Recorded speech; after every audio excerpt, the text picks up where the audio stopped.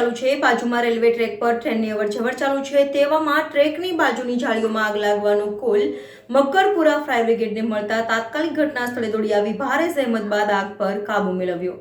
વડોદરા શહેરમાં અવારનવાર આગ લાગવાના બનાવ બનતા હોય છે, ત્યારે આજ રોજ વડસર ગામ નજીક બુલેટ ટ્રેનની કામગીરી ચાલુ છે। બાજુમાં રેલવે ટ્રેક ચાલુ છે, જે અંતર્ગત રેલવે ટ્રેકની બાજુમાં જાળીઓ આવેલી છે, જેમાં આગ લાગવાનો બનાવ બન્યો હતો, જેને લઈ એલએનટીના માણસોએ ફાયર બ્રિગેડ કંટ્રોલ રૂમમાં જાણ કરી કે રેલવે લાઇનની બાજુમાં જાળીઓમાં આગ લાગી તેવો કોલ મળતા મક્કરપુરા જીઆઈડીસી ફાયર બ્રિગેડની ટીમ ઘટના સ્થળે આવી આગ પર કાબૂ મેળવવાનો પ્રયાસ કર્યો હતો।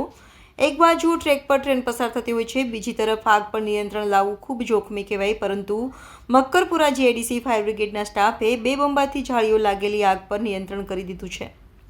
ફાયર બ્રિગેડની ટીમ ખૂબ સરાહનીય કામગીરી કરી હતી, પરંતુ આ કયા કારણોસર લાગી તેનું કારણ અકબંધ છે। સૌથી પહેલાં તો અમે મક્કરપુરા જીઆઈડીસી ફાયર બ્રિગેડનો અમારો સ્ટાફ છે, કંટ્રોલથી કોલ હતો કે જે આપણે વડસર ગામ છે, વડસર ગામને ત્યાં જે બુલેટ ટ્રેનની જે પ્રોજેક્ટ ચાલુ છે, જે આ મોટા મોટા જે પિલરો બને છે, ત્યાં એક રેલવે ટ્રેકની બાજુમાં જ ઝાડીઓમાં આગ લાગી હતી।